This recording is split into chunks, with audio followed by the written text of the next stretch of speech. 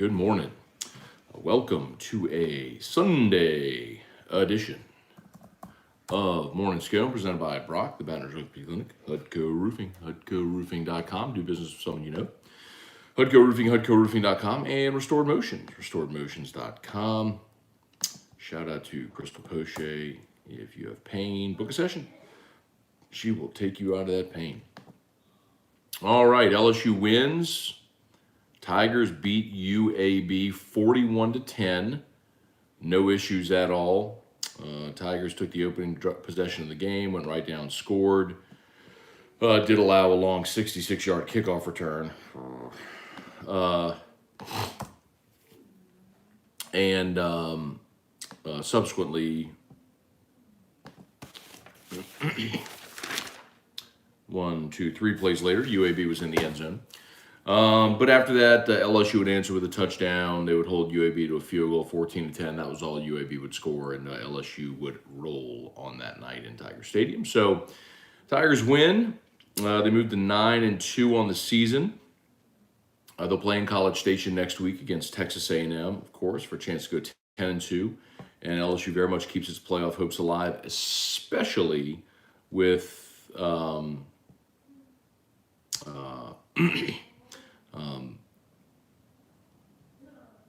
especially with Tennessee's loss yesterday. So we will get to all of that. We'll say some good mornings here. A couple of things. Josh Williams didn't play last night. I think he was a little banged up after Arkansas, so gave him some rest. What I was told is if they really needed him to go, he could have played, but give him the night off, get him ready for next week against A&M. Armani Goodwin out for the year. That's disappointing with the knee injury. He really ran hard when he was in there, but that was unfortunate. Let's see. Kayshon Boutte was dealing with the flu, so he did go through pregame warm-ups, and he was trying to come out in the second half as well. I was told in the locker room that he wanted to play in the second half, and they were like, just shut it down, man. So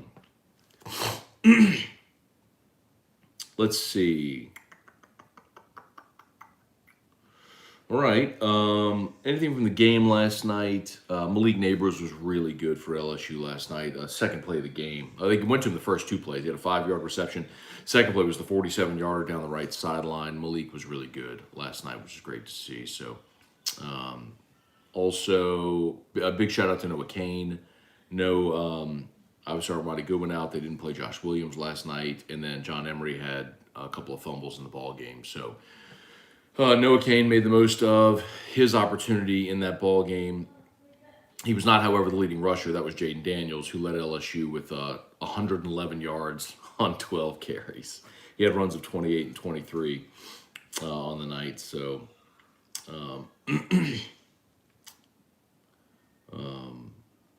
anyway, good night for LSU. Got the offense going a little bit. Which they needed after last week's sort of malaise. LSU put up 565 yards of offense, 299 passing, 266 rushing. You did lose the 2 fumbles. So, I mean, you won 41-10 and lost the turnover battle 2-0. So they were great on third down, 11 of 13. And one of those was with Nussmeier. So only once with Jaden did LSU get stopped on third down. So, really efficient night for LSU. Again, the defense made nice adjustments after and we talked so much about Dwayne McBride, the UAB running back, and LSU limited him to 13 carries for 34 yards. Guy came in with 1,400 yards in the season, leading the country. So it was pretty clear UAB came in knowing LSU was going to key on McBride, so they came in ready to pass. They had some success early. Once LSU made their adjustment, UAB had nothing. So great night overall for the Tigers. All right, let's say some good mornings. See what y'all got. You know the drill. Comments, questions, fire away. YouTube, please smash that like button. Facebook, please like the page, share the post. We appreciate y'all. If you're new on YouTube, please subscribe up to the channel. We appreciate that. Kirk Taylor, good morning. Kelly Gross, Quentin Brakebill, Thad Landry, Jeremy Sagely, good morning. Thank you for my Christmas miracle. Oh, you're talking about Tennessee? Was that what you asked for yesterday as the Christmas miracle of South Carolina beating Tennessee? I vaguely remember that. Yeah. And that was huge because, look, Tennessee losing eliminates the question over who would get in, 1-loss Tennessee with a head-to-head win over LSU or 2-loss SEC champ LSU. Right now, of course, this is all contingent on LSU beating A&M and Georgia, but that question no longer matters because Tennessee's out. A 2-loss Tennessee is not getting into the playoff without even playing in the SEC championship game, so they're out. And the other reason that's significant is, I believe, like we've talked about a bit with, even if LSU were to lose to Georgia, you start to say, okay, what New Year's Six bowls are possible for LSU? Well, the worst case scenario for LSU would have been Georgia beats LSU, Tennessee doesn't make the playoff. If that had happened, Tennessee would have gone to the Sugar Bowl as the highest ranked SEC team not in the playoff. And then you basically would have been looking at, okay, is the committee going to put, who's the committee going to have higher? 2-loss Bama or 3-loss LSU, having lost the SEC championship game. And the higher ranked team would go to the Orange Bowl and the lower ranked team would go to the Citrus Bowl. So yeah, Tennessee's loss last night was significant. Now, I do also want to say, really sucks about Hendon Hooker. That injury was awful to see. And a guy who I think is going to be an All-American and Heisman candidate and all that sort of stuff, in the second last game of the season before he's going pro and everything like that, man, to go down with a non-contact injury like that is just sucks. So, okay, let's see. Dale Broussard, what happened to Fathead Drew? It's on the wall right across from me. So Drew kept knocking it over and everything when it was standing up back here. So Erica taped it to the wall. It's on the wall in my office. I'm looking directly at it right now.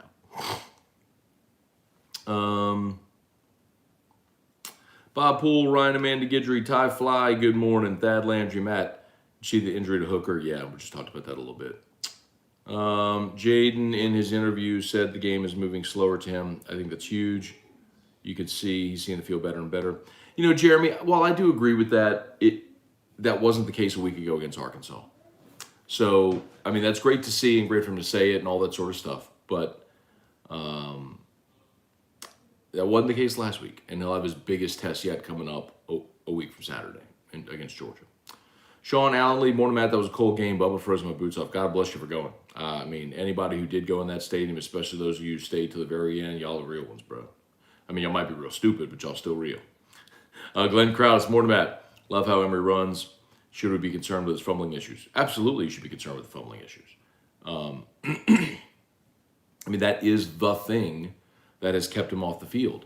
Early in his career, it was his inability to catch the ball out of the backfield and the fumbling problem. So yes, absolutely. He put the ball on the ground last week as well. Now he was ruled down, but still, lost possession. And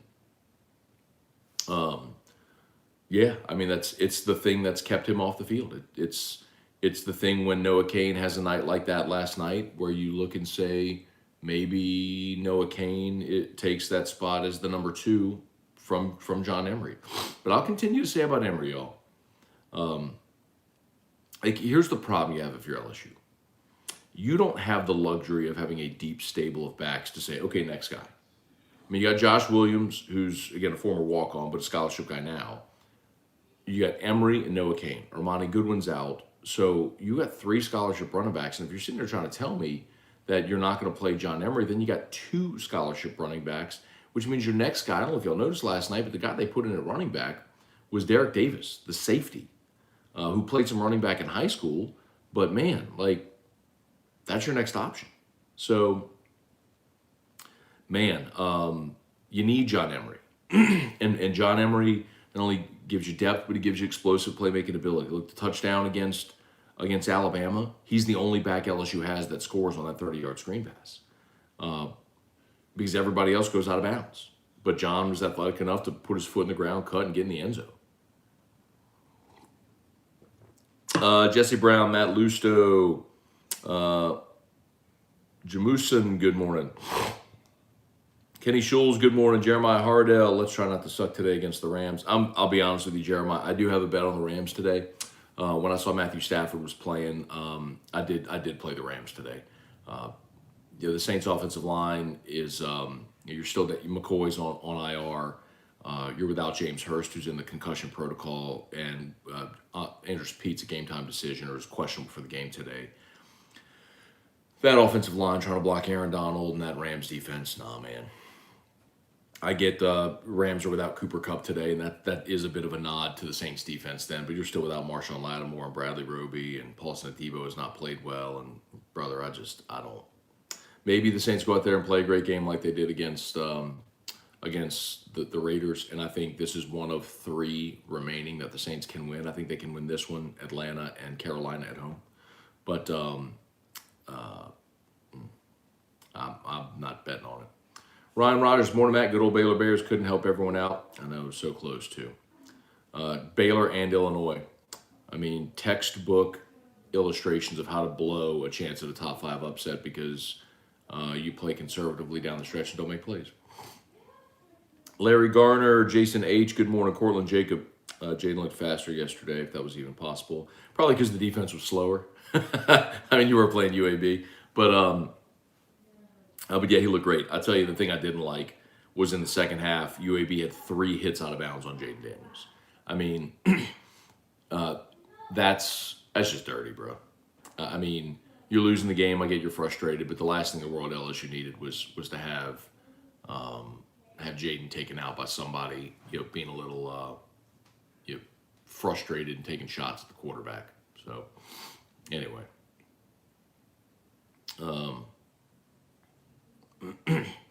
C-Trey 193, good win. Do you think we move up to number 5 in the rankings? Absolutely. I think LSU will just move up. Now, the big question, obviously, is USC, who's a spot behind LSU. So does SC stay a spot behind LSU, or does SC leapfrog LSU? My guess is everyone will just move up a spot, and and SC will have their opportunity if they keep winning to take over that spot from LSU. Over or under on the Aints game? What do you think? Don't know. I mean, I don't know what the total is, so I don't know that I'd play it. I don't think you'll see a ton of offense in this game, but that doesn't necessarily mean it'll go under the total if it's a low total, so I really don't know. Dane Bergeron, good morning, Dane. Good to see you last night, man. It was really nice to meet you. Thanks for coming out, man. Morning, Matt. Had a blast at Don Juan. It was great to meet Dane last night. Saw a bunch of morning sconers last night out at Don Juan, so it's always cool, man. Always cool when y'all come out and whenever we get to meet, because I know I say this a lot, but it's like just like y'all always say that, I'm a part of your day every day, but y'all are a part of mine, man. So it's always great to meet y'all. Got to meet Dane last night at Don Juan, which is really cool. Brant Roban, probably doesn't matter, but man, what if TCU, Michigan went down as well? None of it matters till we beat Georgia. Well, you mean yesterday? Yes. Well, I mean, Michigan or Ohio State's going to lose next week, so they'll be out. But yes, I think the bigger one, I think, is TCU, because I don't think TCU can afford a loss and get in. I think TCU's got to be undefeated. So, Joey Metke, Jesse Brown, how concerned about the Emory fumbles? Talked about that, yeah. Michael Tolliver, morning, Matt. Hard to believe the season LSU had. Just think, if things play out a certain way, maybe miss PAT from going to the CFP. Well, I'll put it to you this way, Michael. Even if you make that PAT, you still got to win in overtime, number one. But the loss to Tennessee is really what's hurting you, because you got blown out at home. So even if you had made that PAT, you'd still be a one-loss team right now with a blowout loss at home to Tennessee. So you'd have to beat Georgia either way. So your circumstance really doesn't change. Jay Geiger, good morning. Jimmy's 50. Can't believe I put money on Vandy. Vandy beat Florida yesterday. I don't know what the bigger story is. Vandy beating Florida at home for the first time since '88, or Florida losing to Vandy. Boo Daddy 1092. I love the idea of having Kayshawn as a punt returner and kick returner against Georgia. Yeah, so we brought that up. Yeah,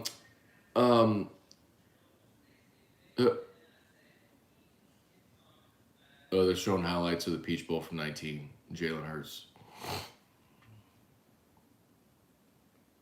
They just showed CeeDee Lamb's reception, his deep ball reception. What they don't tell you is like that was like the only reception in the ball game whenever LSU was already up by 7 touchdowns.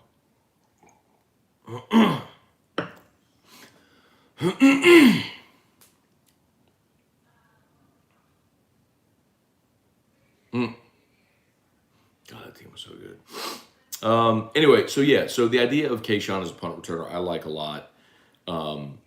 Here's the example I'll give you. Georgia did that with Todd Gurley.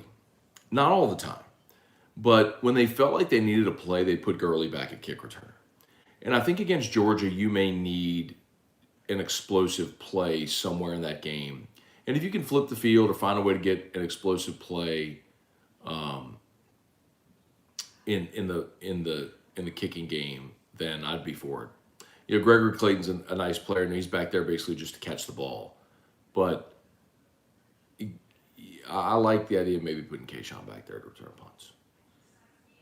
Kyle Miller, good morning, Matt. When did Goodwin get hurt? I wasn't aware he was hurt until I noticed he didn't play last night. Yeah, so he got hurt first against New Mexico, hurt his hamstring. And they actually did a procedure on him to get him back, and he came back for Ole Miss. And then obviously you had the bye, and then was injured again against Bama. So disappointing, man. Feel really badly for him. Just runs very hard, and a guy I think will play a key role next year. But LSU's got to fortify that running back room. You get Noah Kane back next year. You have Goodwin back. Josh Williams has another year, which I presume he will use. And then you're bringing in the 2 freshman running backs as well. So you should fortify that room. John Emery can come back. So we'll see. Bubba Tatum, morning Sconers, watching Rocky Top choke, just like they did in baseball, was easily the most petty joy I felt in quite a while. I guess the difference, Bubba, is the Tennessee baseball team was not in any way likable. A football team, I like Hendon Hooker. I like that story. They were a fun team to watch, man. I don't have anything against this Tennessee football team. They beat up on LSU, which stinks, but it wasn't like their baseball team was. They became a heel and embraced the role, and everyone was happy to see them lose. Smash that like button if you would. YouTube 187. Appreciate y'all for being there. If you're new, please subscribe up to the channel. Facebook, please like the page, share the post. Ali McCaffrey, what's a good takeaway from the game offensively? I think the short intermediate passes, the quick passes. Mason Taylor, they threw him 3 balls last night. Considering he did not have a catch last week against Arkansas. They ran a running back screen to Noah Kane on 3rd and 5. He got you 6 yards. The short pass game. Nice to see Jack Besh get involved. Jack had 3 catches, had a 19-yarder on the second possession. So that's what I'll tell you. Oh, and how about Marlon Martinez? They sat Charles Turner, who was dressed, just gave him a night off, and they started Marlon Martinez at center.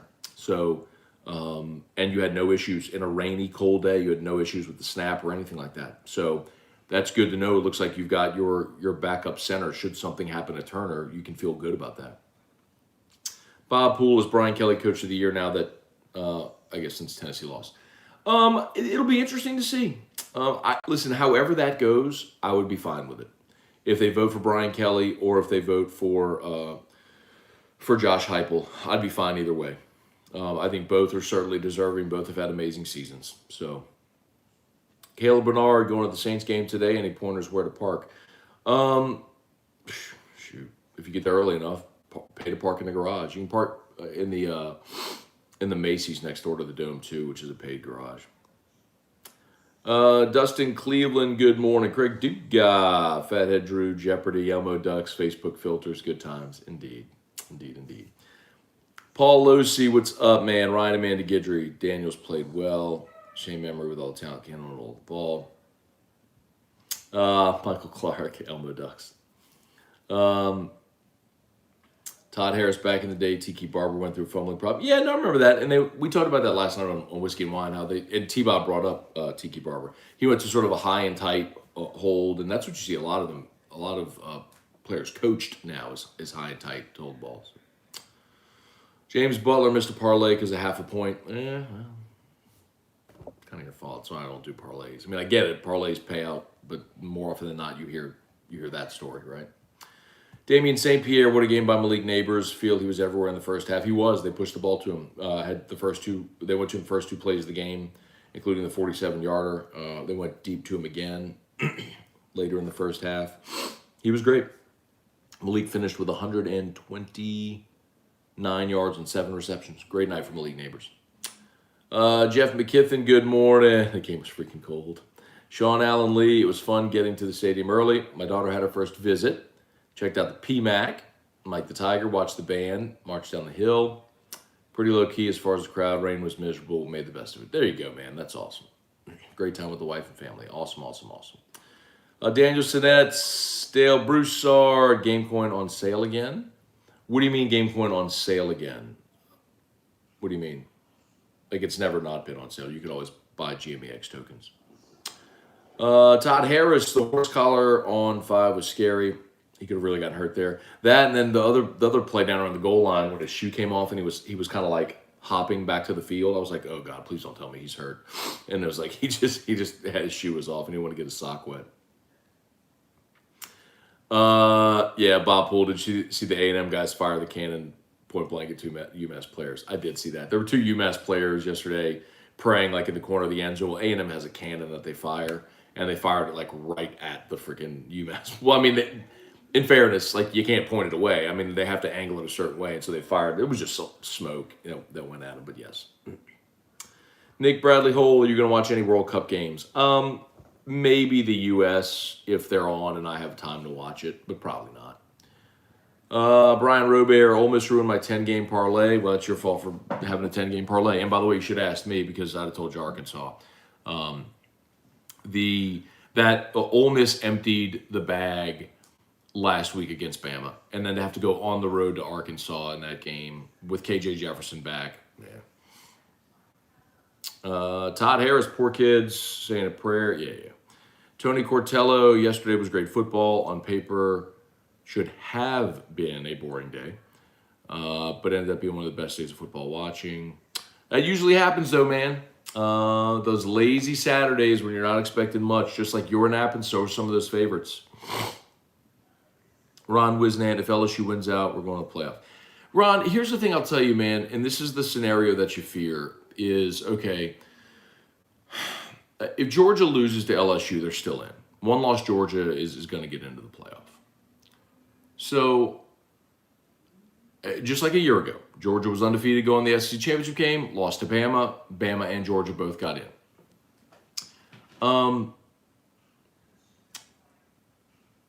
If undefeated TCU is in there and you have an undefeated Big Ten champion, they're in. And then one-loss Georgia is in. So what it comes down to now is one-loss USC, the Pac-12 champion, potentially one-loss Clemson, the ACC champion, the loser of the Michigan-Ohio State game, and 2-loss LSU SEC champion.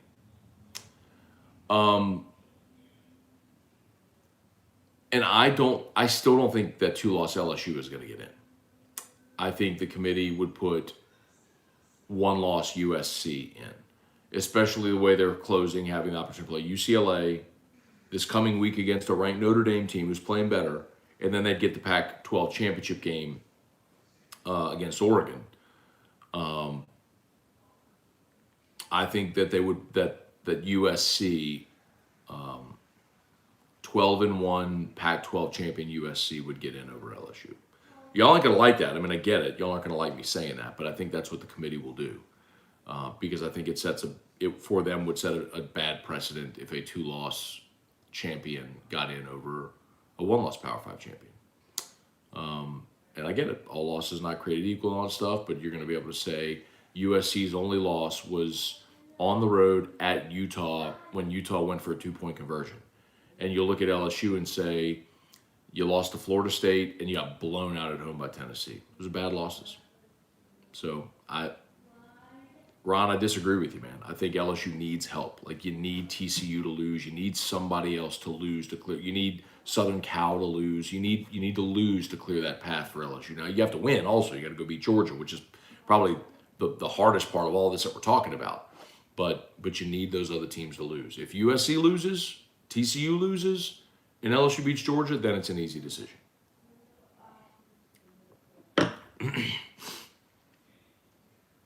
Hunter Picard, Tennessee getting their doors blown off is crazy to me.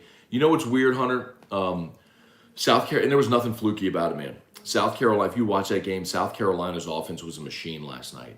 And, I mean, Spencer Rattler looked like the guy that they talked about potentially being the first overall pick. I mean, 2 years ago, but 2 years, before last season, I mean. But he was awesome. Spencer Rattler put on a show last night. He was awesome. How many rushing yards did UAB have on the night? McBride had 34. As a team, UAB rushed for 48 yards, 22 times for 48 yards. Mike Prima, will Dabo Swinney be the Auburn coach or just a rumor? He's not leaving Clemson. Cody Kebido, is Emory's chance for big game-changing plays worth his tendency to fumble? Yes. Ryan Rodgers, but I'm not telling you he's going to be out there with 10 touches a game. Ryan Rodgers, none of the top 4 teams looked good yesterday. A lot of teams, but no dominant. Like good teams, no dominant teams. Jesse Brown, USMC Mike, Dat Cajun, what's going on? Mike Prima, LSU 58, A&M 3. I don't think LSU scored 58 in that game. This ain't 2019 LSU offense, but A&M's a bad football team, and I don't think A&M's going to score. Spurge, what's up, man? Kerry Smith, Ole Miss over 700 yards and loses. How does that happen? Let's see. Jason H. I hear Drew. Good morning. Yeah, Drew's in there watching the iPad. Can't spell citrus without UT. Let's see. Blake Canfield. Good morning, Dad Cajun. Yards don't matter if you don't score points. Okay, got it. Hope Hooker's injury isn't serious. I think that's, I mean, you don't want to be presumptive, but man, that certainly looked like a torn ACL. No contact going down the way he did, man. Air Tech, messy weather, great game. Wendell Norman, Chris Jarrell, Dave Aranda had one job and he blew it. Cortland, morning from West Virginia. Nikki C., were you shocked by how close many of the games featuring top 10 teams were? No, that's what often happens on days like that. It's always the sleepy Saturdays when we're all sleeping. So too sometimes are the favorites. It's why emotion matters in college football. It's why spots matter, right? If you're Ohio State and you're on the road against Maryland, knowing next week you got to play Michigan, that's a letdown spot. If you're Michigan, you know next week you're playing Ohio State and here comes Illinois, it's a letdown spot. But for the other team, you're their Super Bowl. So, yeah, I'm not surprised. I mean, Baylor would have had a perfect season a year ago, but TCU ruined it the week after they fired Gary Patterson. So they were sky high for that game. TCU had a big emotional win on the road last week against Texas with game day there and all that stuff. And then they got to go on the road to face a Baylor team. Like, it's hard to get up time and time again. So you look for those emotional letdown spots, And there were plenty of them yesterday. Let's see, is Lacey okay? I don't know. Saw Kyron Lacey go down. I don't know. Matt, does a 2-loss Alabama get a better bowl if LSU loses to Georgia? That's the fear, Jesse. But the good, that's the good part about Tennessee losing is that if you're LSU now, as long as you beat A&M, your worst case bowl scenario would be orange. You would either go CFP, sugar, orange. I mean, that's, if you beat A&M, you're in one of those three. You're in the playoff, you're the sugar, or the orange.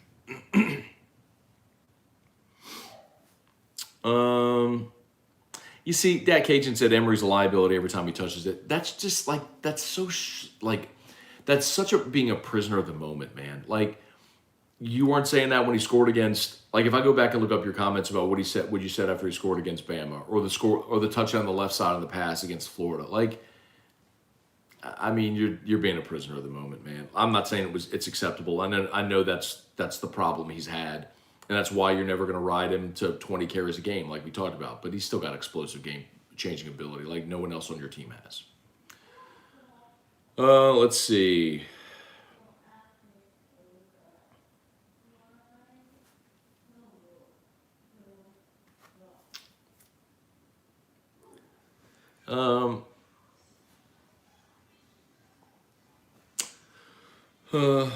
They should let Perkins play running back. Lee Hunter, that's stupid. Now, I'm not saying you're stupid. I'm saying that's stupid. You do not put, like, Harold Perkins is so valuable to you in the role he's in. You do not play him at running back. That's why you recruit running backs on this roster. Go play your running backs. Please stop saying that. James McCrory, what happened to Booty? Flu. Let's see. Gulf South, Emory's a beast. A skill set that's hard to teach. Fumbling issue can be corrected. Even Gulf South agrees with me, which is a stunning thing. So you like worlds colliding here, man. So I mean that alone should be validation.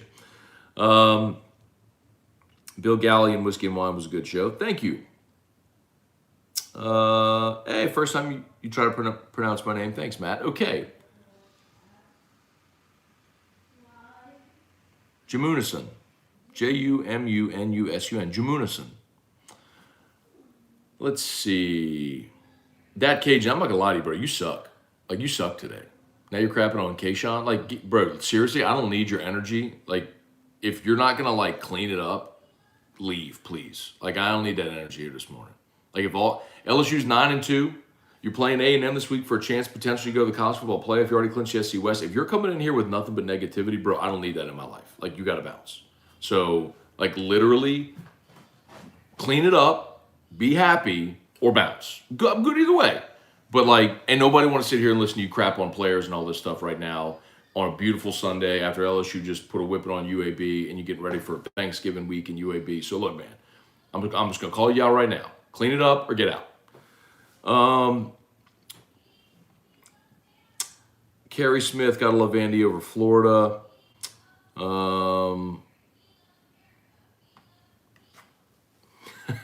Heart sank when Jaden started limping. I realized he lost his shoe. Yeah.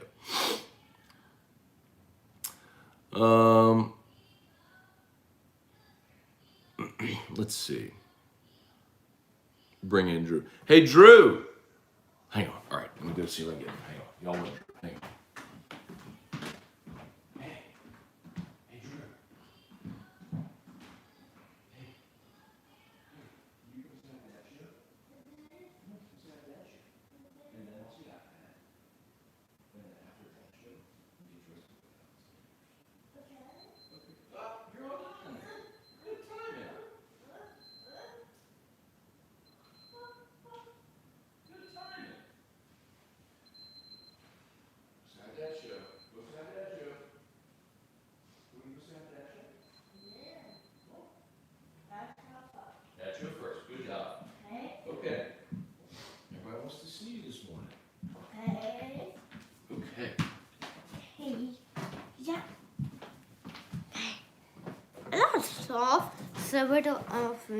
You like to solve?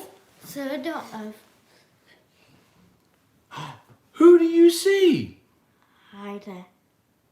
Drew. Yeah, it is Drew. You want to say hi? Hi. Hi what? That was a nice little wave. Hi what? Hi there, Joe. Oh, well, that was very sweet. Hey, do you want to tell him what day is today? What day is today? Sunday. Sunday. And who plays football on Sunday? Saint. And what do we say when the Saints are playing? Who dat? Who dat? Unfortunately, the Saints aren't very good. Who dat? After who dat, we can go to the park. Woof, woof. Oh, who do you see at the park? Woof, woof, woof, woof. Hey. Who do you see at the park? Duke. Duke is the dog that we see at the park. And not for ball. Hey, listen, I want you to say, someone say, who that say they're going to beat them Saints? You do it. Who that beat the Saints? Yeah, well, kind of everybody. No. Okay, good job. No. All right, well, it was great to see you, bud. All right, we'll see you later. All right, take care. Here's a little jammy say, don't moose with me on the butt. Because I got mooses all over him. Okay. 259 watching. Love it. Y'all smash that like button if you would. Subscribe up to the channel. As always, shout out to Brock, the Baton Rouge Orthopedic Clinic. You need an orthopedist, go to Brock. They're the best after-hours clinic, open on Sundays, on weekends, nights and weekends. So you can bypass the ER. Hudco Roofing, HudcoRoofing.com. Do business with someone you know. Hudco Roofing, HudcoRoofing.com. And Restored Motions, RestoredMotions.com. Tell you all the time about Crystal Poche and Restored Motions. You deal with any kind of pain, chronic or otherwise, and you just kind of at your wit's end, not sure what else to do. Trust me, book a session with Crystal Poche. You will be glad you did. She helped me with chronic back pain and has me feeling as good as I have like in years. So Probably since I was a kid. Restored Motion, restoredmotions.com. Let's see. Brian Penn, good morning. Cortland Jacob, if LSU wins this week, Aggies finish dead last in the SEC. Oh, boy. Nikki C, would Ohio State defeat Georgia if they played in the Natty? No, and here's the thing I'll tell you, Nikki C. The thing that's been impressive about Georgia is the description I've used a couple times is we've seen them kind of play with their food at times. Like when they played Kent State, when they played Missouri yesterday against Kentucky, like when they're just kind of disinterested, they go through the motions a little. But when they really lock in, boy, there's been nobody more impressive, right? There was nobody more impressive than when they beat Oregon in week 1 or when they beat Tennessee. So, I think LSU is going to get their undivided attention next week, and that's probably not a great thing. But then again, Bama beat Georgia last year in the SEC title game as well. So sometimes forget that.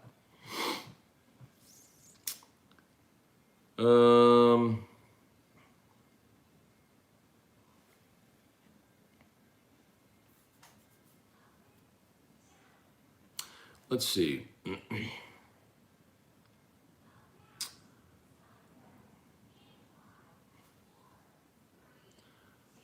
Larry Connor, college football playoffs should expand to 8 teams. Larry, well, he said to try for a couple seasons. That's not exactly how it works, Larry, because you'll have to do TV contracts and all, so it's over a length of time. They've already approved a 12-team playoff, Larry, so that's done.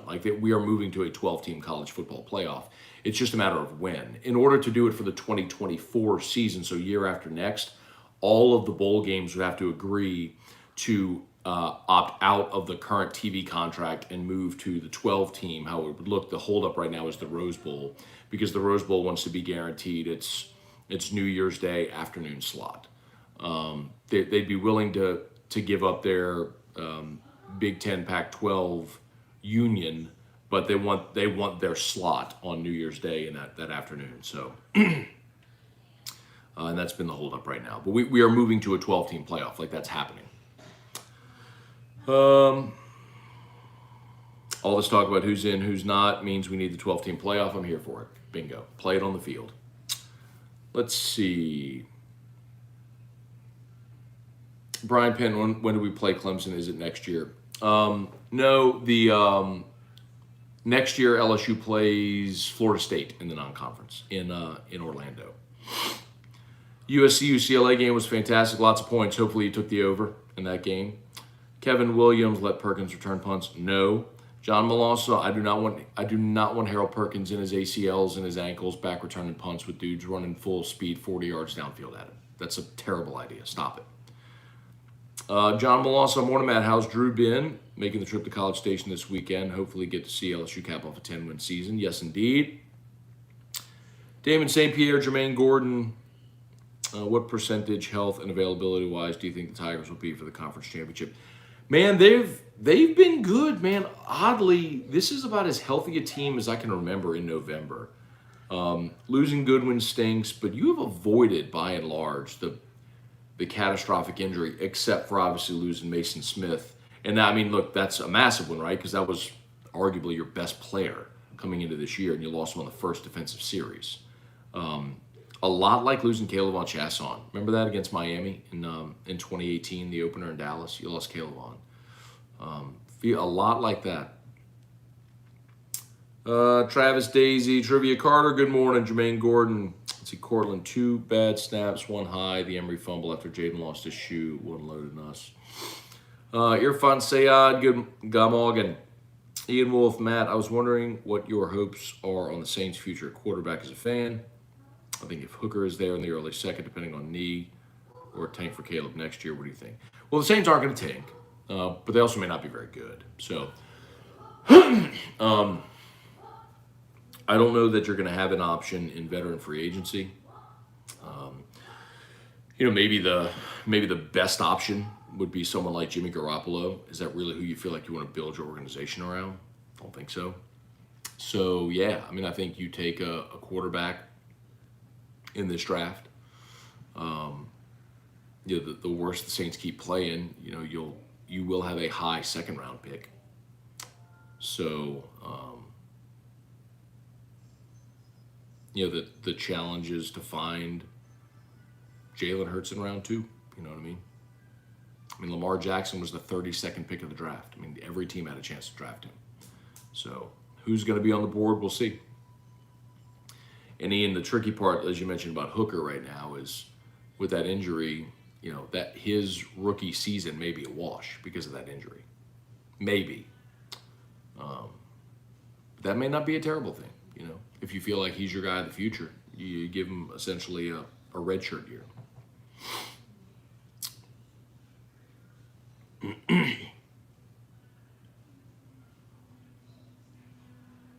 Yeah, I feel bad about Blake Corum. Yeah, the Michigan running back got injured yesterday as well. Larry Francis, good morning. Damon Perkins, good morning. Do you think LSU will be able to beat Georgia? Will they be able to? Sure. LSU will have a shot in that game. I don't know that I'm necessarily going to pick LSU to win that game. I think, like we just talked about, when Georgia's been locked in, they've been really good. But I think there are a couple of things, and you saw them yesterday against Kentucky. Number one, Stetson Bennett at times is careless with the football. He is. And if LSU can go force a couple turnovers, then you know that's sort of the recipe to build an upset for sure.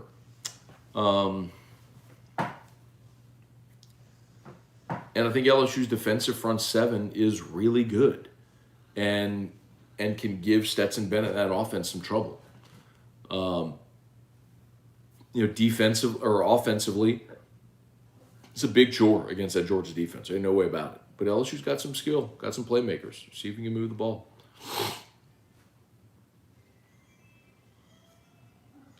LSU Sports Fanatic, good morning. To win the Natty, LSU, high chance LSU has to beat Georgia twice. Good luck with that. Yeah, for sure. I don't think there are any of these delusions of grandeur here about LSU winning a national championship this year. But if they were able to somehow sneak into the playoff year one under Brian Kelly, that would be pretty fantastic.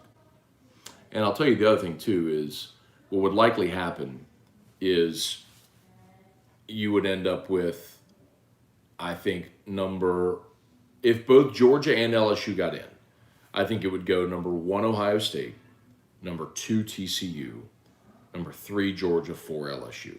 So LSU would play Ohio State, Georgia would play TCU, and then, you know, the winners would play in the Natty. So,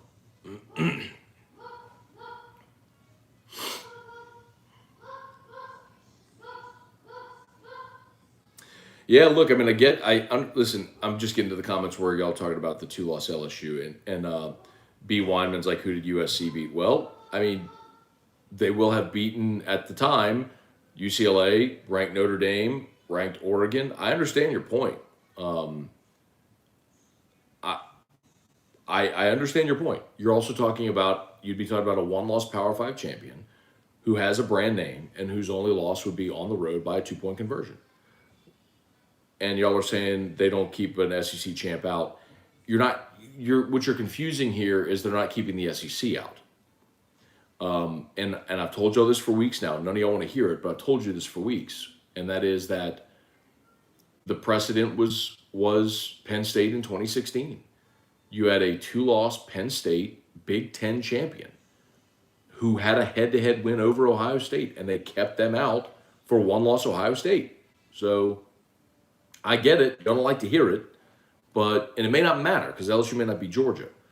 But I'm here to tell you, like, you can see what's happening. USC is just creeping along, and if they beat Notre Dame and then go beat Oregon in the Pac-12 championship game, the committee will find the path of least resistance. And their path of least resistance will say, oh, well, USC lost 1 game and LSU lost 2. And that would be the difference.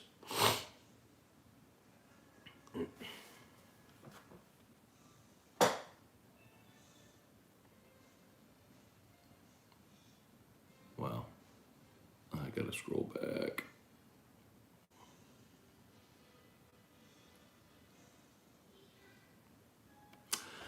Okay, let's see. Yeah, I got behind on comments. My apologies. All right, Bob, y'all know I'm here for as long as y'all are here. So Erica's still sleeping. Drew's looking at the iPad. So y'all got questions, keep firing away. Just be patient. We'll get to all of them. YouTube, please smash that like button. 100 likes. Appreciate that. Just hit 100. And if you're new, please subscribe up to the channel. All right, Keith Scalco.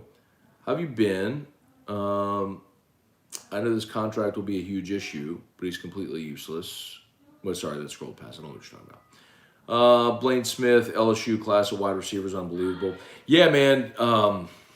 Think about the talent you're going to add to this current wide receiver group when you add Sheldon Sampson and Jalen Brown and those guys. It's pretty crazy.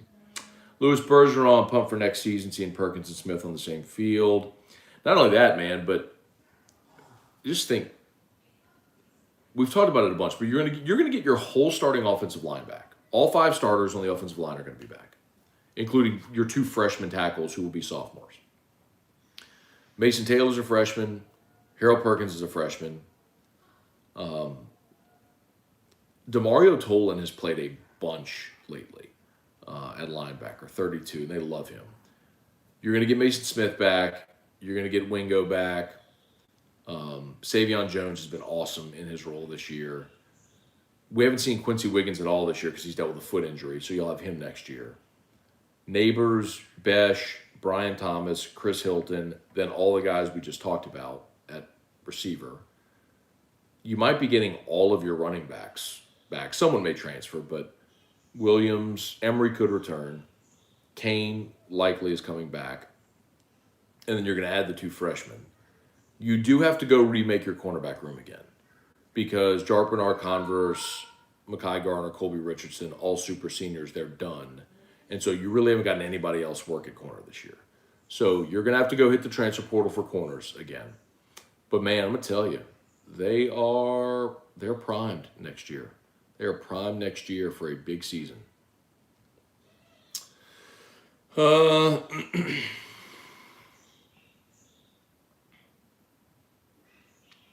All right, appreciate all the comments about Drew. Thanks, y'all, very much.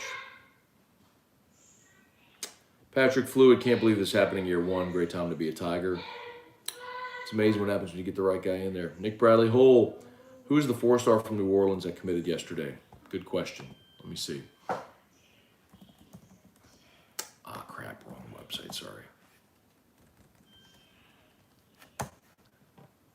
I didn't know they got a commitment yesterday. My apologies.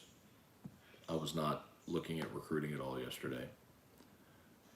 Wallace Foster. Oh, for the 24 class. Okay. So he's a high school junior. Cornerback.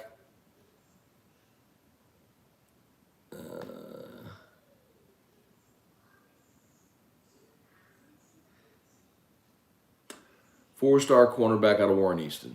5'10", 165-pounder. Cool.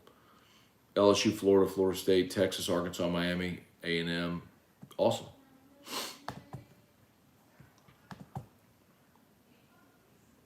Let's see, Marquise Robinson, why do you think the wide receivers don't score many touchdowns in this offense? Yeah, you know what, Marquise? Someone asked me that question, and I think a big part of the reason is because you have a mobile quarterback. And when you get in goal-to-go situations, Jaden is so versatile because of his feet that you want to put him on the move. So you give him a run-pass option. And you saw it last night. Like, his ability to find a seam, if a team stretches to play coverage and he has a seam, he'll run it.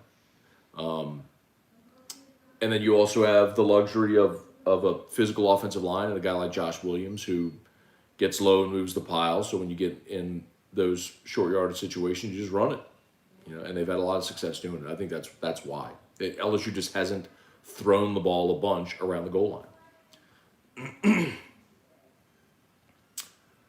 line. Anthony Guglielmo's Mortimer. Explain how USC is deserving of jumping LSU. I just don't get it. I know it doesn't matter because everything will be settled in a couple of weeks, but still. Anthony, I'm not telling you what I feel is right or deserving, but the point is there's a case to be made.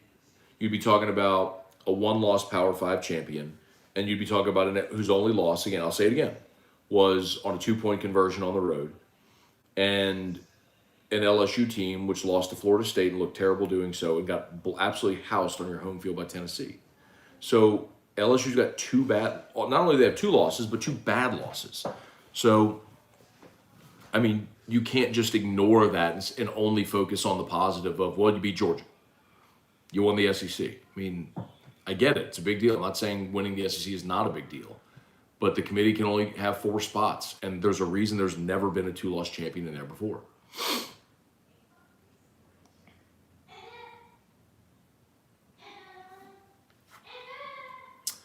Glenn Thomasy, solid win. John Emery fumbles are concerning. Injuries mounting at running back. Does Brian Kelly allow? No. So please stop. I'm begging y'all to please stop asking me about Harold Perkins playing running back, because y'all are going to start to annoy me the way that the question about wide receivers used to annoy me. Harold Perkins is never. Listen to me. Harold Perkins is never going to play running back at LSU, ever. He is your best defensive player. He is going to be an All-American on the defensive side of the ball before his career is over. He is never going to play running back. In the same way that Devin White never played running back, he is never, ever, ever going to play running back at LSU. Ever. Last night, they put a safety at running back because Derek Davis was running back in high school. Like, that's your emergency option. Harold Perkins is never, ever going to play running back at LSU. So please stop bringing that up. It will never happen, ever. Ever. Chris Vixen, if I do a 12-team playoff, why should any team get a bye? If we do a 12, the first 4 are going to get byes because that's the way you structure it. Because with 12, like, someone has to get a bye. Otherwise, you go to 16. That's the only way to make the math work. Teams have to get a bye. Paul Batts, will this be a huge pseudo-crude night for Brian Kelly Saturday? Number of Aggie players will hit the portal. Kind of, and I've been told that I think, because I want to be clear about this again. While coaches can't go talk to players, and I do not believe that's happening from other schools, that's not to prevent players from talking to players, right? A lot of these dudes know each other, on the recruiting circuit together, camped together, all that sort of stuff. So, weird.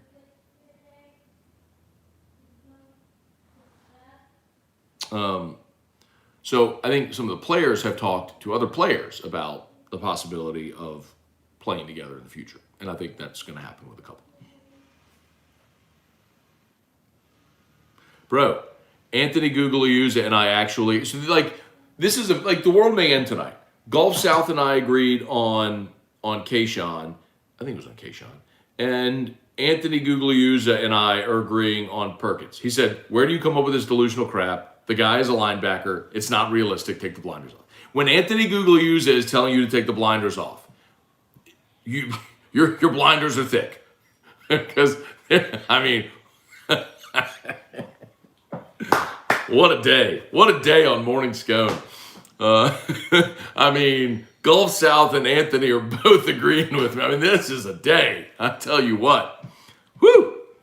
We got action today, y'all. Let's see. Dale Broussard, Tennessee joins Mississippi State as only 2 teams ever to be ranked number 1 in the playoff and missed the playoffs.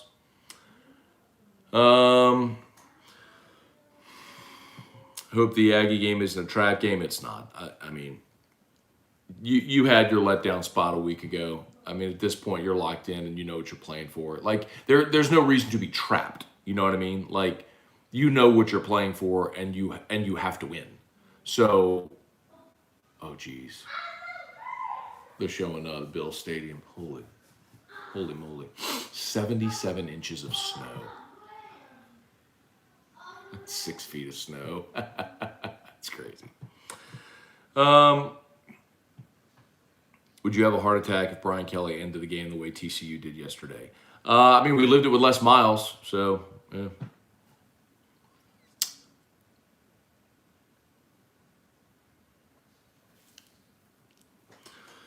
Let's see. Glenn Crowdis, holidays approaching, LSU's in a postseason conversation, great to be alive. Yep. Bob Poole, great that LSU's relevant this late in the season. All games around the country become interesting. Matt, do you think Kelly is impacting players who may choose Alabama, choose LSU instead? Sure. Yeah, absolutely. Why wouldn't you? Deborah Cower, Thomas Bryan, where was Booty last night? Flew, and he will not be back next year. He's going to go pro.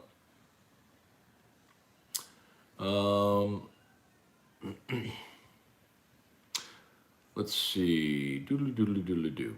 All right, smash that like button. Michael Castello, what's going on? Yes, thank you also. Garrett Dellinger was back last night as well and did play. It's a good point. So they worked Dellinger back in along with Martinez at center. So building more depth on the line. That's another spot I can tell you they are going to go look for look in the portal for maybe some veteran guys on the line, because you've had a lot of veteran players that just haven't cracked your rotation, right? So that's typically when you see guys tap out, go elsewhere. So, when some of those veteran guys get beaten out by freshmen, it's certainly a hat tip to the freshmen, but it's also a concern that your veteran guys couldn't beat out freshmen. So, I think they do go look for some veteran depth in the portal as well.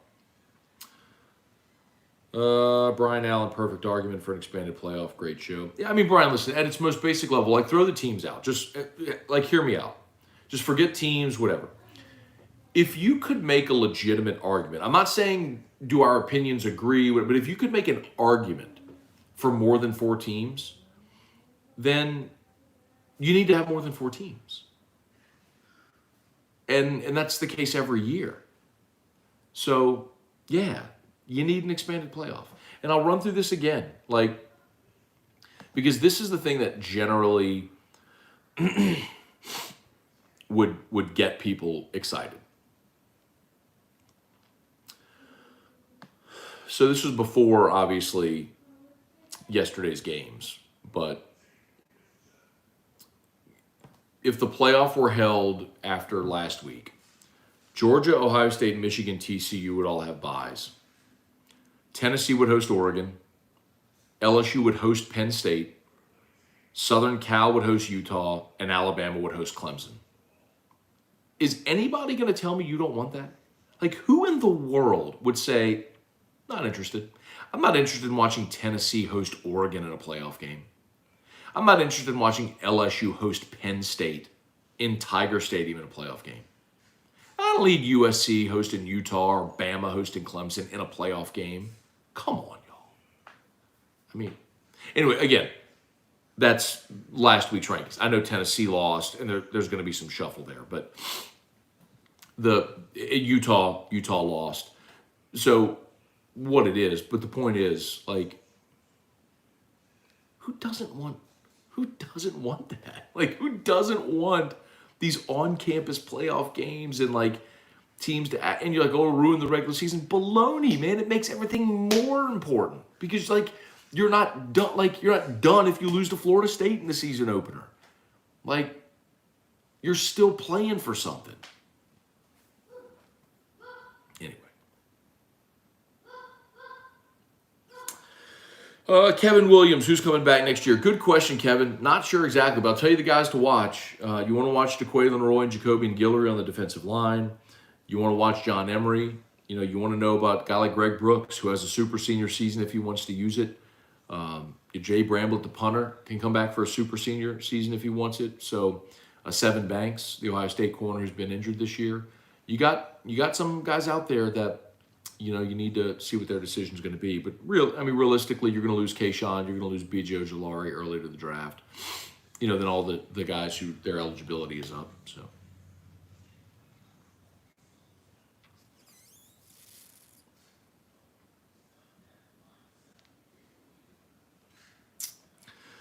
Let's see. Larry Francis, LSU beat Georgia, mark it down. Okay, Larry. I just don't like when people throw out predictions that have no consequence whatsoever. Okay, and if they don't, like, there's no consequence to you. So I hope you're right. I would love it if you're right. I also don't think that's going to happen, but I would love it if it did. This team, I think, has already exceeded most everyone's expectations. I said that their ceiling this year was 9. I thought their floor was 7. I picked them 8 and 4. They're already at 9. They're already at what I said was the ceiling. So, and I think they're going to beat A&M and get to 10, so I'll be wrong. And I will gladly be wrong about that one. So, Brian Kelly has done an amazing job this year. So I wouldn't put anything past him. I think Georgia can get got. I do. I also think they're right to be a 2-touchdown favorite. Jaleel Dean. So if LSU loses to Georgia, we're in the Sugar Bowl? Not necessarily, Jaleel. We'll have to wait and see what happens with Bama. So this is how it goes. I'll explain this again. The highest ranked SEC team not in the playoff will go to the Sugar Bowl. So if, like right now, Bama's 8, LSU's 6, we know that these teams are going to move up, right, after Tennessee loss or whatever. But if LSU loses to Georgia and drops below Bama, then Bama goes to the Sugar Bowl and LSU would go to the Orange Bowl. If LSU stays ahead of Bama, provided they lose to Georgia is what I'm saying, or don't get in the playoff, LSU would go to the Sugar. John Duce, good morning. Looks like we're all wrong about this year's winning record. I'm glad we were. Kevin Williams, the whole offense basically coming back except Jure and Kayshawn. Got to see about Jaden as well, which is the big one. But yes. Let's see. Matt, I know you're going to laugh at this one. No one is mentioning for Auburn, Urban Meyer. Yeah, he's not going to Auburn. Paris Scott, good morning. Let's see. Larry Francis, people are tripping about Emory's fumble. They'll need him just like Neighbors after the 2 muff punts. Kyle Milliken, let's see. Trivia Carter, chances Auburn beats Bama. So, listen, we've seen Bama has flaws, right? I think the problem that Auburn has in that game is the place where, and it's in Tuscaloosa, by the way, the place where Bama is vulnerable, as we've seen, is on the back end. They're not what they were, and they can kind of get got between the tackles. So maybe it's a day where Tank Bigsby and a mobile quarterback can run and get that offense going. That's really hard for me to see, man. Auburn's just not a really good football. They're playing hard for Cadillac Williams, which is cool to see. But boy, that one would really surprise me. I get it, rivalry game. They'll get high, and Auburn will probably be in it early.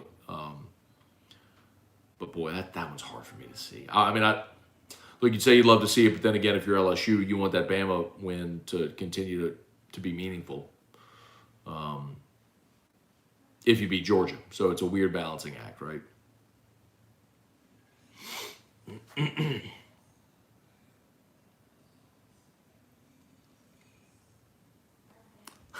Did something happen yesterday to Peter Burns on the SEC Network? So it was 4 guys in the panel. They're all wearing dark suits except Benjamin Watson, who was wearing kind of like a lighter blue suit. And so they're talking about like, hey, Ben, you didn't get the memo that we're all wearing dark blue suits, whatever. And Benjamin Watson essentially says something to the effect of, as long as my wife says I look good, I don't care, whatever. And or my wife texted me, said I look good, so that's all that matters. And Peter Burns said that's not what she texted me, or that's not what she told me, something like that. And so everybody took it as like an innuendo, and I know what Peter was saying. It wasn't the like, it wasn't an implication that he was doing anything inappropriate. It was just like, essentially, your wife told me she didn't like the suit. Like, she told me something different than she told you, is basically what he was saying. But the way it came out sounded like inappropriate. You know what I mean? It was just and I think they kind of laughed it off and had fun with it. So, like, they came back from break, and their 2 chairs were empty. And so it was Doring and, I think, Takeo Spikes. And so Watson and Peter Burns' chairs were empty, and Watson walks back. He's, like, fixing his jacket. Like, he just took care of business with Peter out the back. They're all good.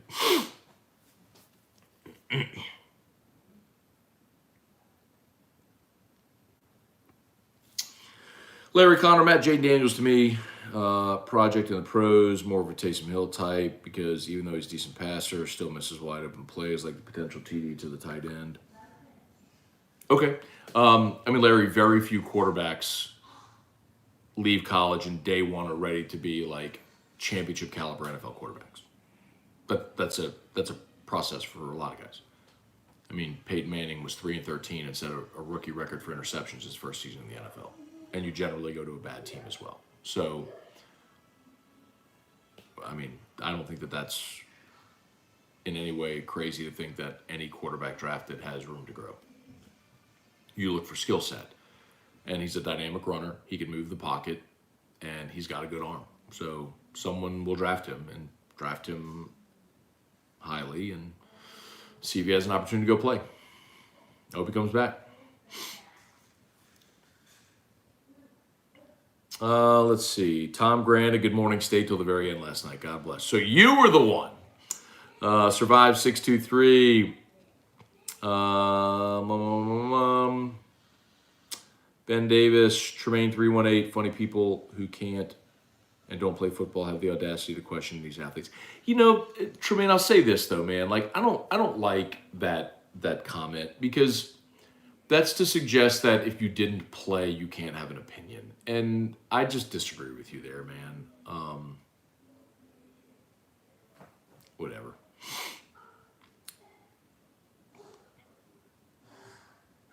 I mean, I know what you're saying. I think that was a comment about that Cajun crushing the players and all that stuff. But that's, we can have, everybody's entitled to an opinion. I just don't want negativity flooding the show this morning when LSU's 9-2. They've won the West. They're going to A&M next week as a more than a touchdown favorite, and it just ain't the time to be crushing any of these guys. Anyway, okay.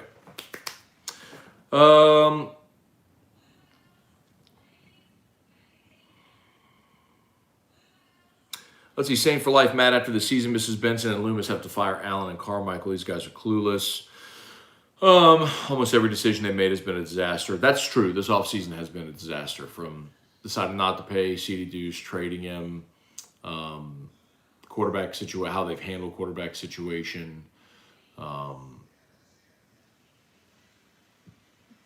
mean, Chris Olave has been awesome, but did you give up too much to get him? All those are fair questions, fair points. I mean, let Marcus Williams walk. Yeah, I mean, all that's fair.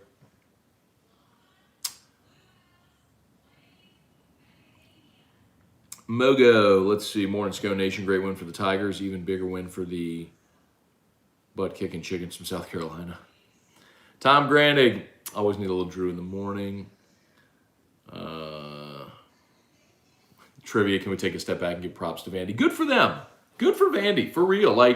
Good for Vandy, losing 26 straight SEC games and now winning back-to-back. They beat Kentucky on the road, then they beat Florida yesterday at home. First time they've beaten Florida at home since 1988. Crazy.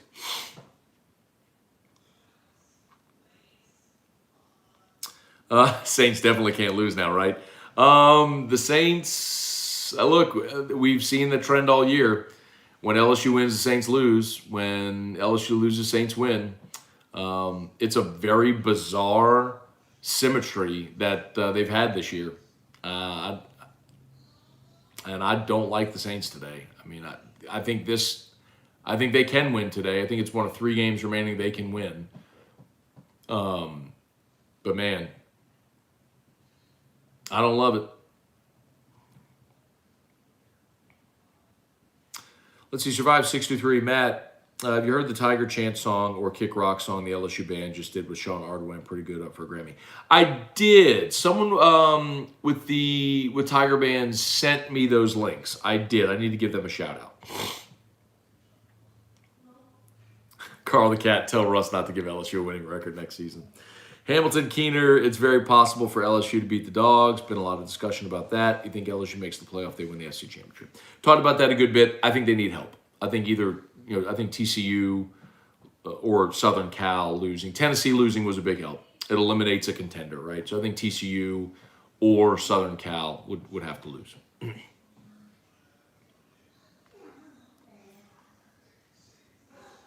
Reed Rule, felt bad for Emory last night. Does Kelly keep him in the rotation? Hey, listen, he'll be in the rotation because you don't have great depth. The big question is, I mean, Josh Williams is your number 1. Does Noah Cain now become your number 2? But John Emory also has game-breaking ability that you need on the field, and you just got to work with him. T-Bob made the point. I think a lot of people here made the point. It's true. You should be able to coach and teach ball security. You can't teach John Emory's skill set. You know what I mean? So you got to find a way to maximize it. Who had the worst Saturday? Napier, Peter Burns. Napier.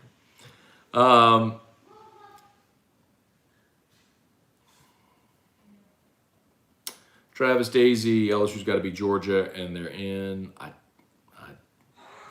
I want to be clear. I'm not saying LSU's out. What I'm saying is they need help. I don't think it's as cut and dried as beat A&M, beat Georgia, you're in.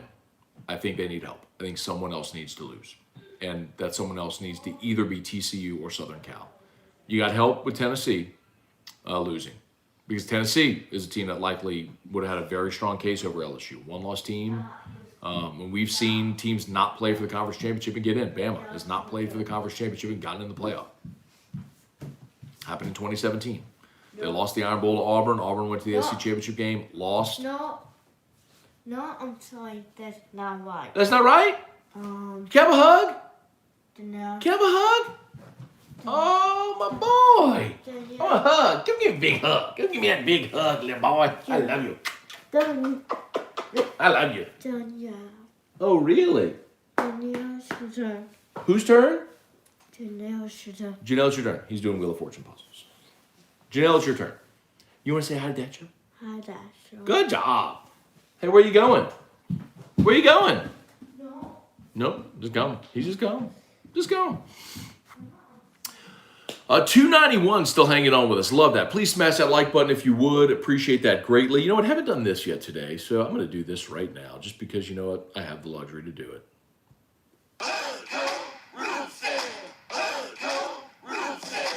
When you need a roof, call someone you know. Scone and Terrio. All you need is Hudco. Call Hudco Roofing. 364-1007.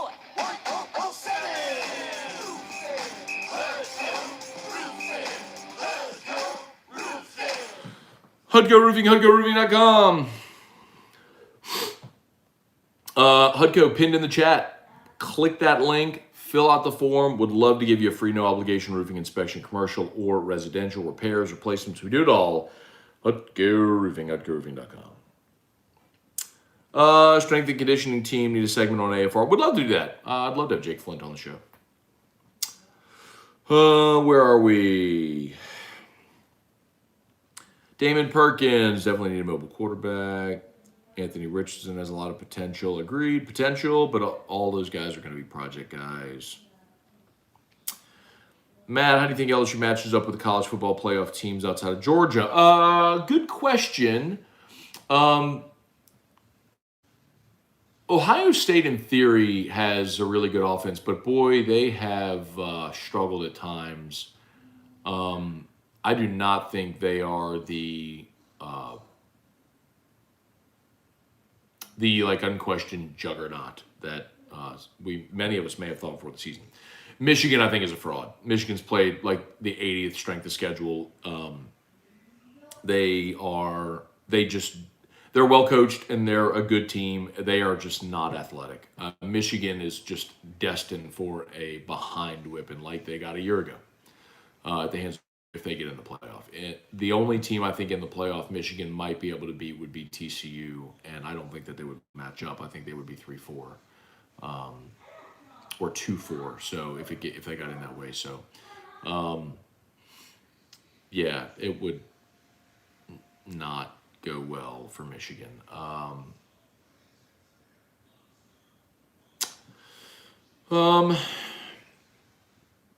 And Southern Cal feels like a representation of the Pac-12.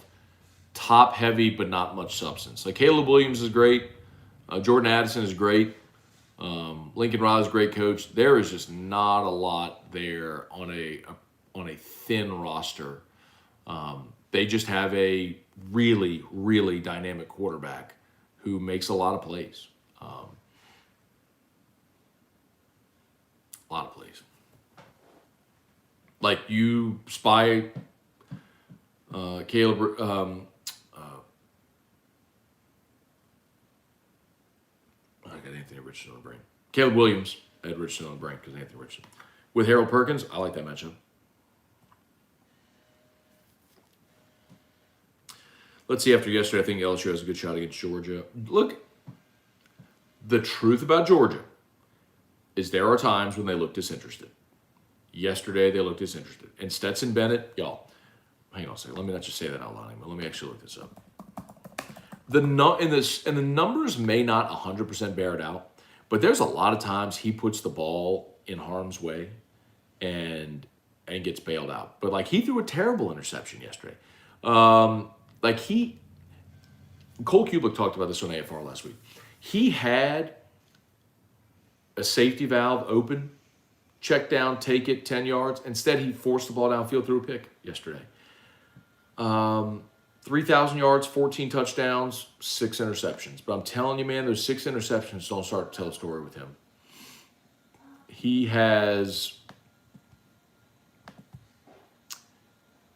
takes unnecessary risks, man. He does. Let's see. Deborah Coward, good morning. Tony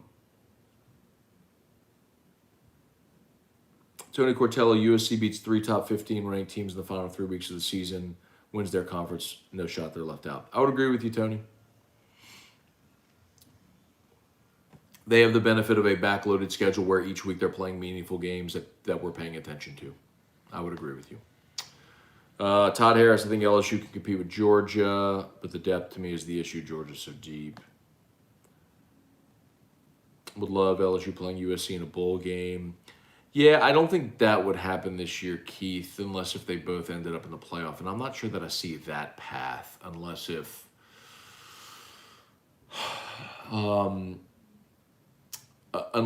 say TCU lost and then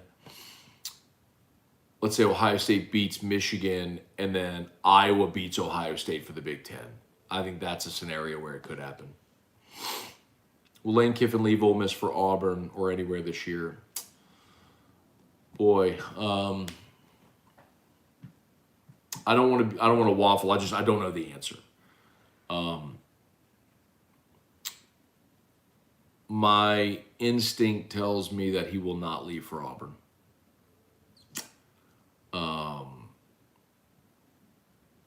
But I don't think Ole Miss is his last coaching job.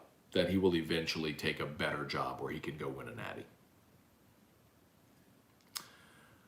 At this point, who TCU plays in the Big 12 championship? Kansas State. Remember, Kansas State had TCU dead to rights in Manhattan.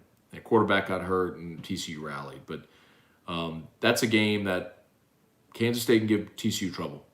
How much did Tennessee's massacre help us or did it do anything? It definitely helped LSU. Absolutely. 11-1 Tennessee would have had a strong argument to be in the playoff over 12-2 or 11-2 LSU because they had a head-to-head win, a blowout win. I mean, Reese Davis was the one on the show, on the rating show, talking about how he'd have Tennessee in over LSU because of the head-to-head. So that eliminates Tennessee, of course. It just moves another team out of contention for the 4. And then the other thing that's significant too is, from a bowl standpoint, even if LSU were to lose to Georgia, this essentially, as long as LSU beats A&M, it essentially guarantees LSU either goes sugar or orange. Ty Fly, I coach 12-year-olds. My opinion should matter more. Okay.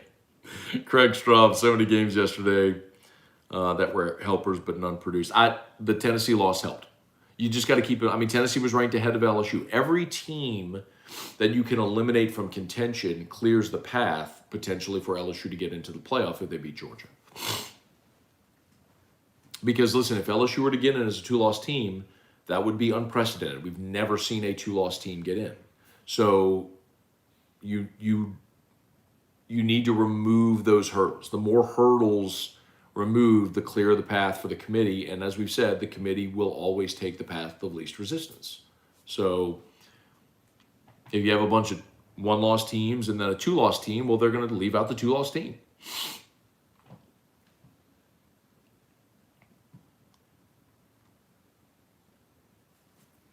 All right, let's see. Dwayne, so many people don't want to see LSU get in. This is blasphemy. I don't think there's people who don't want to see LSU get in. South Carolina's largest margin of victory, Tennessee in series history. Nothing fluky about it either. USC could end up number 1 in the CFP with the right dominoes. LSU at floor. I don't see that. I think undefeated Big Ten champion would end up number 1. Undefeated TCU. I don't think a one-loss. The only way that a one-loss SC could end up there is if everybody had a loss. Lane's hit a ceiling at Ole Miss. I don't know that he's hit a ceiling at Ole Miss. Losing to Arkansas the way they did isn't really your ceiling. But he's never going to win a championship at Ole Miss for sure.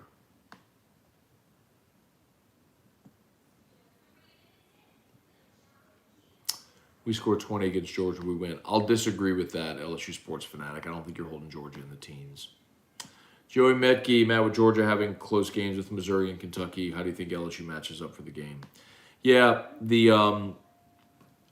that's the tough part, right? Both those games are on the road against lesser opponents where Georgia was a huge favorite and was sleepwalking through the game. I don't think Georgia's sleepwalking through the SEC championship. That's the really tough part. But like I said, Stetson Bennett does take unnecessary risks with the football and is prone to turn it over. But I also think Georgia's wide receivers are dynamic and would give LSU trouble.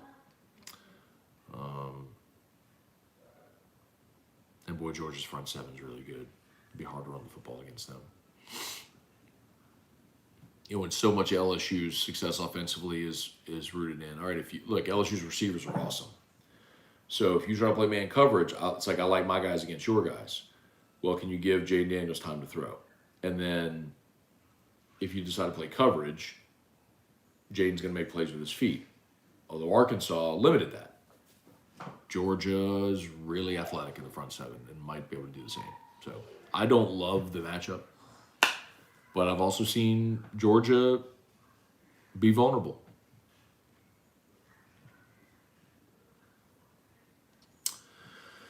Let's see. Matt, wonder if UCLA and USC barely left out of the playoff, if that will light a fire to the Rose Bowl brass to get together for expanded play. I don't think so. The Pac-12 hasn't been in the playoffs since 2016. Gregory Gordy, Drew citing good luck charm, still in my survivor pool for $13,000. Wow, 11 of us left picking the Giants this week. Okay, good luck, dude. Cortland, it's amazing to play the SEC championship, but a win doesn't guarantee a playoff spot. A loss could drop you out of the New Year's Six. But that's the thing, Cortland. A loss, I don't believe, will drop LSU out of the New Year's Six because of Tennessee's loss yesterday. Remember, highest ranked SEC, not in the playoff, goes Sugar. The Orange will pit ACC against either Big Ten, SEC, or Notre Dame. Well, Notre Dame isn't going to be in contention for that. And there isn't a Big Ten team that would be in contention for that either, because either Michigan or Ohio State is going to go to the playoff. The other is going to go to the Rose Bowl. There's not another Big Ten team that's going to be ranked higher than LSU. Penn State potentially could be in that conversation, but I still believe LSU is going to be ranked higher. So even with a loss to Georgia. So that means LSU, the worst that they could do was Orange Bowl against either Clemson or North Carolina.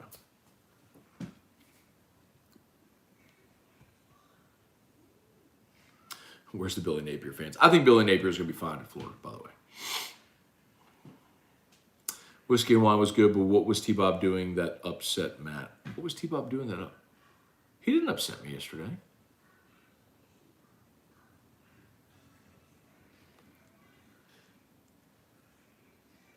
T-Bob didn't do anything to upset me.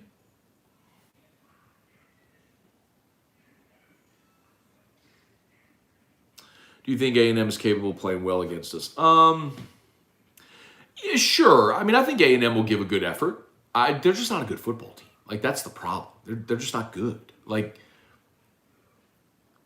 they're not getting good quarterback play. They don't have offensive weapons. I mean, Anaya Smith's out. I mean, A-Chain is really their only consistent offensive weapon. But they're just not a good football team. Like, there's no other way to say it. It's like them being 4-7. It's not flukish. They're not a good team. So no, I don't. Yeah, A&M can play well and make it a tight game, but anyway.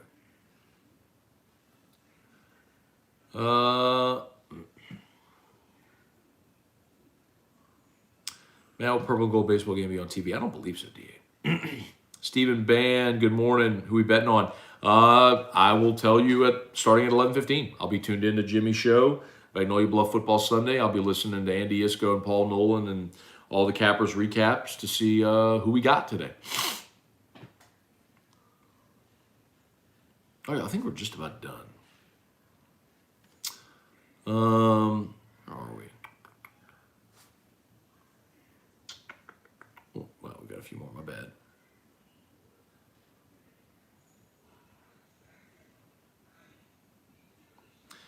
Cortland, was the play with Mason Taylor a touchdown? I thought it was a touchdown. The weird thing about it too, Cortland, is so they ruled him out, right? And they review it. The review confirmed that he was out. So I don't know, man. The reviews are supposed to be, indisputable video evidence. The fact that the TV crew was even saying touchdown and the ruling on the field was out of bounds tells you that it was disputable. So I don't know what they saw. That was, I thought, poorly explained, but I thought it was a touchdown. Yes, I think they robbed Mason Taylor of a touchdown.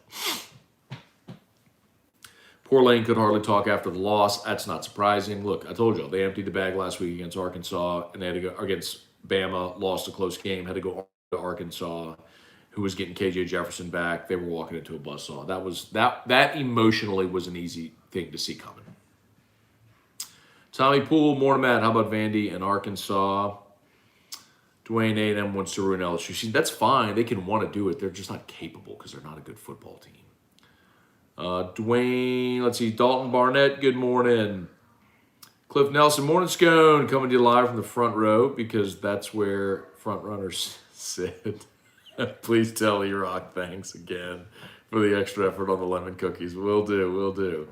Cortland, Georgia wide receivers having a 100-yard game. Their best guy is a little dude, McConnell. You know what's interesting?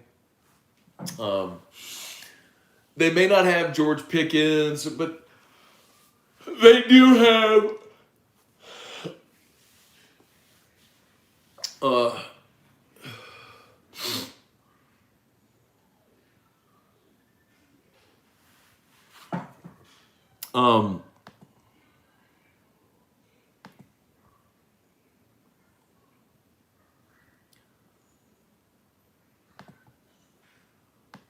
here it is. So, of course, Bowers, the tight end, is their leading receiver, and he's a problem. And McConkey is who you're talking about. But they've also got Darnell Washington, who's the tight end, who's a big freak show. To your point,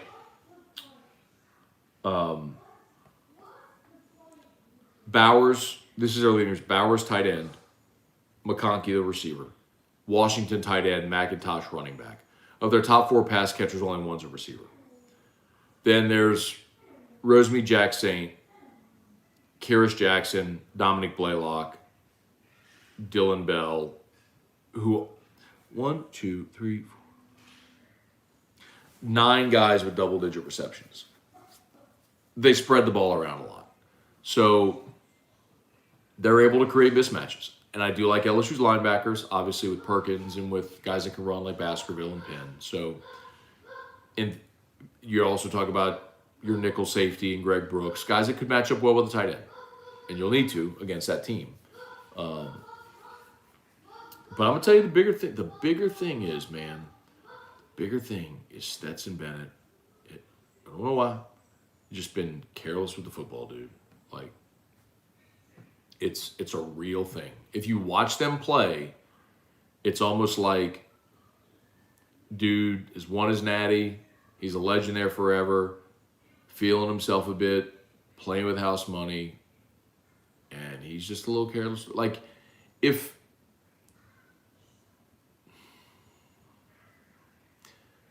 I were to give you a comp, and this isn't an apples-to-apples comp, but if I were to give you a comp of LSU beating Florida, what I would tell you, Georgia, is what happened with Bama and Florida in 2009. Florida won the Natty in 08, and everybody came back. Y'all remember that? Tebow came back. Brandon Spikes came back. Pouncey's, like everybody was back from that great Florida team that won the Natty in 08. They all came back in 09. And they go undefeated, and they're in the SC Championship game against undefeated Bama. And Bama was the sort of the upstart then, who lost the SC Championship the year before to Georgia. And Bama just pounded them. That was a better Florida team. Florida was better than Bama that year. More talented, more pros, more everything. But they kind of felt themselves a little bit. And they got pounded, bro. Like, Nick came in, had the right game plan. Bama executed, pounded them. Like, I'm not telling you they could pound Georgia, but I'm thinking, like, it is a game where if Georgia came in feeling itself like they have done at times this year, they could get got, man. Y'all remember the game? Yeah, Tebow on the sidelines crying at the end, James? Yeah, man.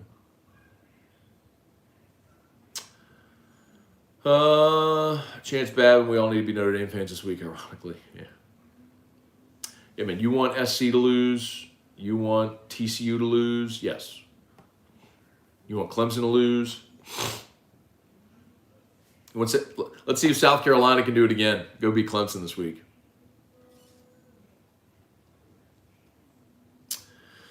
Does A&M have a good defensive back LSU might pick off? I don't know about a cornerback, but I know they got a safety who might be interested in coming back home.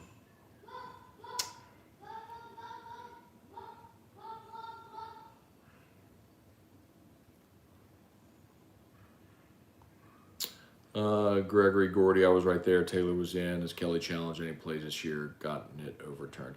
So, Gregory, with respect, dude, if you were in the stadium, I really don't think that you had the best vantage point. Like, we all got to watch it from 5 different camera angles in slow-mo, and you didn't. So, no, massive amounts of respect for sitting out there in the cold, but being in the stadium, you never have the best view of it.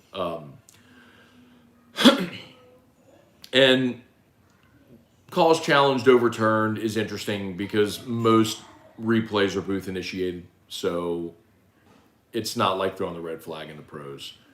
I feel like LSU has been on the bad end of some reviews this year, oddly. I know some of you will roll your eyes and say it's a conspiracy and Birmingham hates LSU and all that stuff, which is just stupid. But